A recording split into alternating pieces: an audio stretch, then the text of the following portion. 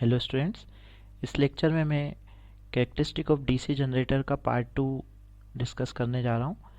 Part 1 में हमने separately excited DC machine की डिफरेंट कैरेक्टरिस्टिक को देखा था। इस लेक्चर में हम सेल्फ एक्साइटेड मशीन्स की डिफरेंट कैरेक्टरिस्टिक को डिस्कस करेंगे। सेल्फ एक्साइटेड मशीन तीन तरह की होती हैं, शंट, सीरीज और कंपाउंड डीसी मशीन।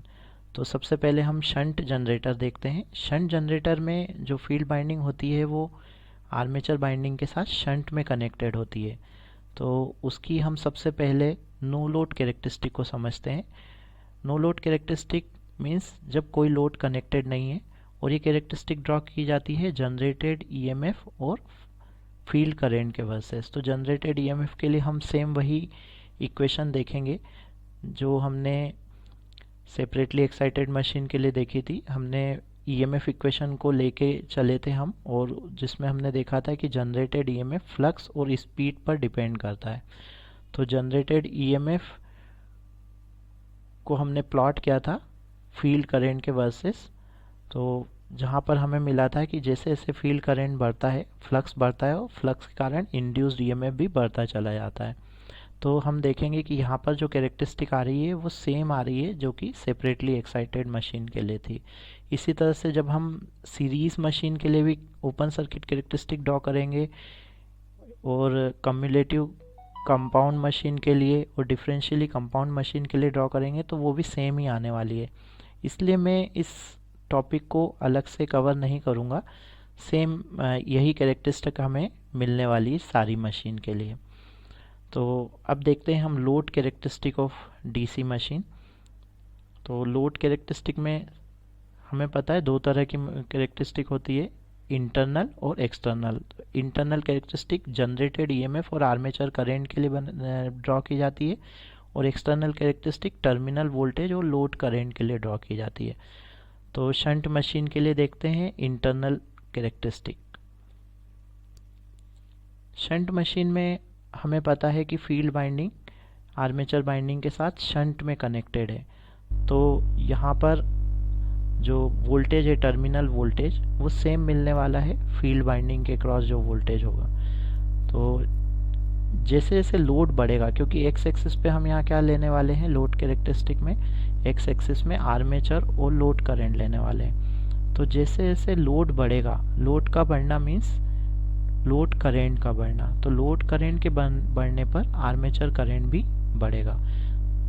अब यदि आर्मेचर करंट बढ़ता है तो क्या होगा, यदि आर्मेचर करंट बढ़ेगा तो फील्ड करंट भी बढ़ना चाहिए, क्योंकि आर्मेचर करंट यहाँ दो पार्ट में डिवाइड होता है, फील्ड बाइंडिंग के करंट में और लोड करंट में। तो आर्मेचर करंट के बढ़ने के कारण फील्ड करंट बढ़ता है। इस फील्ड करंट के कारण आर्मेचर फ्लक्स बढ़ता है। अब जब भी आर्मेचर फ्लक्स बढ़ेगा तो वो मेन फील्ड फ्लक्स को अफेक्ट करेगा। हमने आर्मेचर रिएक्शन में देखा ये चीज़। तो रिजल्टेंट फ्लक्स रिड्यूस होना चाहिए, क्योंकि आर्मेचर रिएक्शन का इफेक्ट होता है डीमैग्नेटाइजिंग इफेक्ट। इस डीमैग्नेटाइजिंग इफेक्ट के कारण जनरेटेड ईएमएफ की वैल्यू रिड्यूस हो जाएगी। तो इस तरह से अगर हम इसे प्लॉट करें तो आर्मेचर करंट के बढ़ने के साथ जनरेटेड ईएमएफ हमें कांस्टेंट मिलना चाहिए, क्योंकि डायरेक्ट कोई रिलेशन नहीं होता है जनरेटेड ईएमएफ के लिए और करंट के वजह से।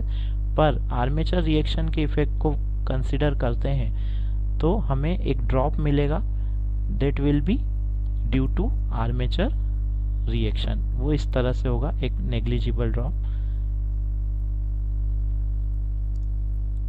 तो ये था internal characteristic of DC shunt generator. अब देखते हैं एक्सटर्नल कैरेक्टरिस्टिक। एक्सटर्नल कैरेक्टरिस्टिक जो ड्रॉ की जाती है ये बाहरी पैरामीटर्स, टर्मिनल वोल्टेज और लोड करंट के वजह से ड्रॉ की जाती है। तो हमें पता है कि जैसे जैसे लोड करंट बढ़ेगा आर्मेचर करंट भी बढ़ना चाहिए, तो ये रिलेशन होता है। तो अगर एक्स एक्सिस पे हम लोड करंट ले रहे हैं तो लोड करंट के बढ़ने पर आर्मेचर करंट की वैल्यू बढ़ेगी। आर्मेचर करंट की वैल्यू बढ़ने पर IaRa ड्रॉप बढ़ता चला जाएगा। तो IaRa ड्रॉप बढ़ने के कारण जो टर्मिनल वोल्टेज होगा वो रिड्यूस्ड हो जाएगा। Vt will be equal to Eg minus IaRa। तो हमें रिड्यूस वोल्टेज हमें मिलेगा जब करेंट की वैल्यू हाई होगी। तो इस तरह से हमें एक ड्रूपिंग नेचर दिखेगा वोल्टेज का, क्योंकि एक मशीन में हमेशा जो आर्मेचर बाइंडिंग होती है उसका रेजिस्टेंस नेग्लिजिबल होता है। तो एक स्मॉल करंट जब फ्लो होगा या एक नॉमिनल रेजिस्टेंस लोड जब होगा मशीन पर, तब ये ड्रॉप बहुत कम होना चाहिए, बहुत ही स्मॉल ड्रॉप ये होगा। तो इस तरह से ये मशीन को एक कांस्टेंट वोल्टेज मशीन भी कहते हैं, क्योंकि जनरली ये जो ड्रूपिंग होती है ये बहुत नेग्लिजिबल होती है और हमें टर्मिनल पे एक कांस्टेंट वोल्टेज मिलता है। ये वोल्टेज ड्रॉप यदि ज़्यादा होगा तो रिड्यूस वोल्टेज हमें मिलेगा, जो कि लोड के लिए अच्छा नहीं होता है। हमें कांस्टेंट वोल्टेज लोड पर देना होता है। तो यदि ये ड्रॉप ज़्यादा हो जाएगा तो उसके कारण हमें लोड पर रिड्यूस वोल्टेज मिलेगा। तो इसलिए आइडियली कैरेक्टरिस्टिक किस तरह से होना चाहिए, एक कांस्टेंट नेचर की, पर IaRa ड्रॉप के कारण हमें रिड्यूस वोल्टेज मिलता है।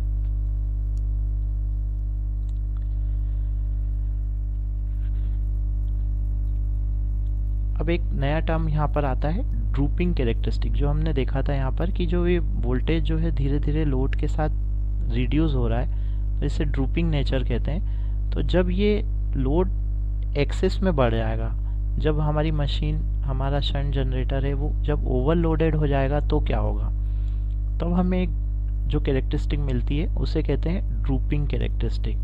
तो क्या होता है ये समझते हैं कि यदि मशीन ज़्यादा लोडेड हो जाए या ओवरलोडेड हो जाए तो क्या होता है। यदि मशीन ज़्यादा लोडेड होगी मीन्स लोड करंट हाई होगा, तो लोड करंट के बढ़ने के कारण आर्मेचर करंट भी बढ़ना चाहिए। अगर आर्मेचर करंट बढ़ेगा एक्सिस में तो उसके कारण IaRa ड्रॉप ज़्यादा होगा। IaRa ड्रॉप ज़्यादा होने के कारण टर्मिनल वोल्टेज की वैल्यू बहुत ही ज़्यादा कम हो जाएगी। अगर टर्मिनल वोल्टेज कम हो जाएगा, टर्मिनल वोल्टेज मीन्स ये वाला वोल्टेज जो लोड पे मिल रहा है, शंट मशीन में ये वोल्टेज फील्ड बाइंडिंग के अक्रॉस भी जा रहा है। तो यदि ये कम होगा तो फील्ड बाइंडिंग करंट की वैल्यू भी कम हो जाएगी।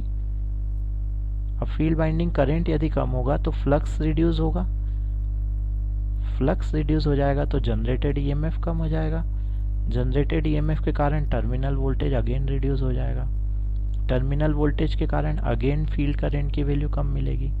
तो इस तरह से आप देखेंगे कि जैसे जैसे लोड बढ़ेगा टर्मिनल वोल्टेज कम होता चला जाएगा और इस तरह से ये जाके ड्रास्टिक रिडक्शन हमें टर्मिनल वोल्टेज में मिल जाएगा, वो मशीन बंद हो जाएगी।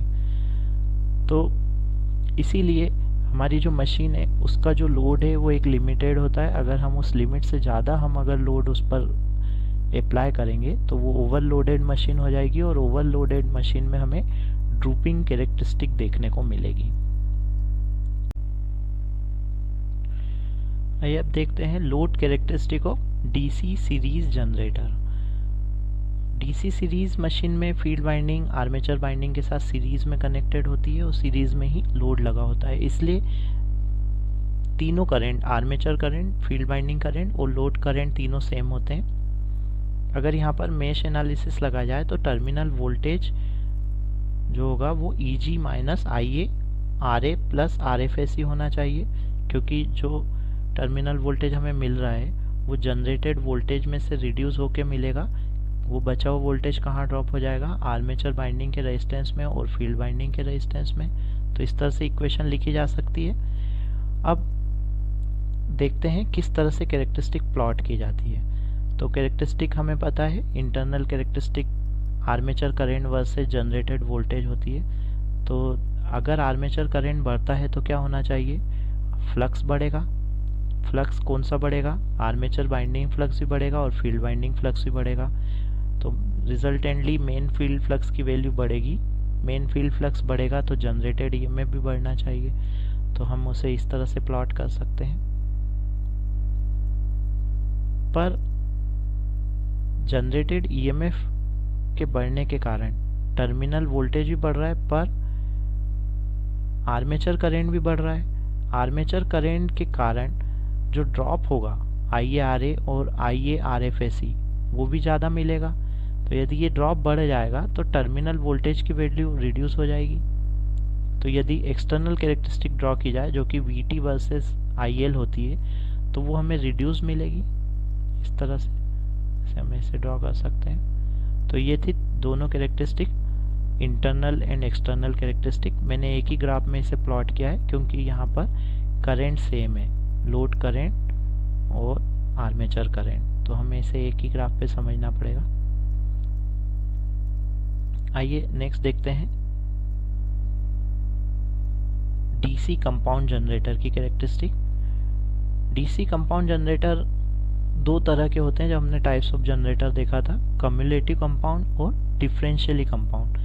कम्युलेटिव कंपाउंड मशीन में हमने डिस्कस किया था कि जो टोटल फ्लक्स होता है वो शंट बाइंडिंग और फील्ड बाइंडिंग का सम होता है, कम्युलेटिव होता है। तो रिजल्टेंट फ्लक्स, जो टोटल फ्लक्स मिलता है वो बढ़ के मिलता है।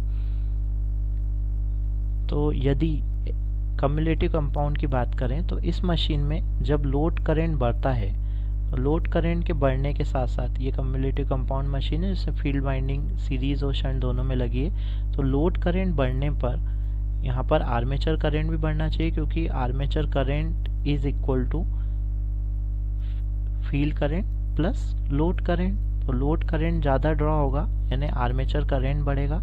आर्मेचर करंट के बढ़ने के कारण सीरीज फील्ड बाइंडिंग का करंट बढ़ना चाहिए। अगर सीरीज फील्ड बाइंडिंग का करंट बढ़ेगा तो सीरीज फ्लक्स बढ़ेगा। सीरीज फ्लक्स बढ़ने के कारण जो रिजल्टेंट फ्लक्स है वो बढ़ जाएगा। रिजल्टेंट फ्लक्स के कारण जनरेटेड ईएमएफ बढ़ेगा। जनरेटेड ईएमएफ के कारण टर्मिनल वोल्टेज भी बढ़ेगा। तो हम बढ़ती हुई कैरेक्टरिस्टिक ले सकते हैं इस तरह से, करंट के बढ़ने के साथ जनरेटेड ईएमएफ और वोल्टेज दोनों ही बढ़ रहा है। पर जब करंट बढ़ेगा तो IaRa ड्रॉप भी बढ़ना चाहिए और सीरीज फील्ड बाइंडिंग के क्रॉस ड्रॉप भी बढ़ना चाहिए, और साथ ही साथ आर्मेचर रिएक्शन का इफेक्ट भी बढ़ना चाहिए, जिसके कारण हमें टर्मिनल वोल्टेज रिड्यूस मिलेगा। तो जैसे जैसे लोड करंट हाई होता जाएगा हमें टर्मिनल वोल्टेज की वैल्यू रिड्यूस होते हुए दिखेगी इस तरह से। अब अगेन यहाँ पर मशीन को क्लासिफाई किया गया है ओवर कंपाउंड, अंडर कंपाउंड और लेवल कंपाउंड। यदि वोल्टेज का ड्रॉप, यहाँ पर दो इफेक्ट हो रहे हैं। यहाँ पर ये देखिए, अगर करंट बढ़ रहा है तो यहाँ पर टर्मिनल वोल्टेज बढ़ता हुआ दिख रहा है। और एक दूसरा इफेक्ट और है कि जब करंट बढ़ रहा है तो वोल्टेज ड्रॉप के कारण और आर्मेचर रिएक्शन के कारण टर्मिनल वोल्टेज रिड्यूस भी हो रहा है। तो जब मशीन की डिज़ाइन इस तरह से हो कि drop in terminal voltage increase in terminal voltage से कम हो, means terminal resultantly terminal voltage बढ़ता हुआ मिले, तो इस तरह की मशीन ओवर कंपाउंड मशीन कहलाएगी। और उसकी कैरेक्टरिस्टिक इस तरह से होगी कि करंट बढ़ता जा रहा है तो टर्मिनल वोल्टेज भी बढ़ता हुआ मिल रहा है। इसके विपरीत यदि drop in terminal voltage increase in terminal voltage से ज़्यादा है तो ऐसे समय पर रिजल्टेंट टर्मिनल वोल्टेज रिड्यूस हो जाएगा करंट के बढ़ने के साथ, और हमें कैरेक्टरिस्टिक इस तरह से मिलेगी नीचे गिरती हुई। इस तरह की मशीन कहलाती है अंडर कंपाउंड मशीन। एक मशीन होती है जिसमें ड्रॉप और इंक्रीज दोनों ही बराबर होगा, तो ऐसी मशीन लेवल कंपाउंड मशीन कहलाएगी, जिसकी कैरेक्टरिस्टिक फ्लैट मिलना चाहिए लगभग इस ये वाली। तो इस तरह से कम्युलेटिव कंपाउंड डीसी जनरेटर की कैरेक्टरिस्टिक ड्रॉ की जाती है। यहाँ पर किस तरह की मशीन होगी, ओवर कंपाउंड होगी, अंडर कंपाउंड होगी या फ्लैट कंपाउंड होगी, ये मशीन की डिज़ाइन पर डिपेंड करता है, बाइंडिंग के रेजिस्टेंस पर डिपेंड करता है कि किस तरह की मशीन वो बनी है या डिज़ाइन की गई है। आइए अब देखते हैं load characteristic of differentially compound DC generator. Differentially compound DC generator में जो टोटल फ्लक्स होता है या रिजल्टेंट फ्लक्स होता है वो सब्ट्रैक्ट करके मिलता है शंट फील्ड बाइंडिंग के फ्लक्स और सीरीज फील्ड बाइंडिंग के फ्लक्स को। अब यहाँ पर अगर हम देखें कि लोड करंट बढ़ रहा है, अगर लोड करंट की वैल्यू बढ़ेगी तो लोड करंट की वैल्यू बढ़ने के साथ आर्मेचर करंट की वैल्यू भी बढ़ना चाहिए, और जिसके कारण सीरीज फील्ड बाइंडिंग का करंट भी बढ़ना चाहिए। ये देखिए, ये लोड करंट बढ़ेगा तो आर्मेचर करंट बढ़ेगा, आर्मेचर करंट के बढ़ने से सीरीज फील्ड बाइंडिंग का करंट भी बढ़ेगा। अगर ये बढ़ेगा तो यहाँ का फ्लक्स भी बढ़ना चाहिए। अगर ये फ्लक्स बढ़ेगा तो टोटल जो फ्लक्स है वो रिड्यूस मिलेगा हमें। रिड्यूस फ्लक्स के कारण हमें जनरेटेड ईएमएफ की वैल्यू भी कम होती हुई मिलेगी। जनरेटेड ईएमएफ कम होगा तो टर्मिनल वोल्टेज भी कम होता चला जाएगा। तो ये देखिए डिफरेंशियली कंपाउंड की जो कैरेक्टरिस्टिक है वो इस तरह से आती जा रही है और ड्रूपिंग कैरेक्टरिस्टिक हमें यहाँ मिल जाएगी। तो इस तरह से सारी मशीन की कैरेक्टरिस्टिक ड्रॉ की जाती है और आप इन मशीन्स की सर्किट को समझ के, उनकी इक्वेशन को समझ के आप सारी कैरेक्टरिस्टिक को आसानी से याद रख सकते हैं। It was all about the characteristic of DC generator. Thank you very much.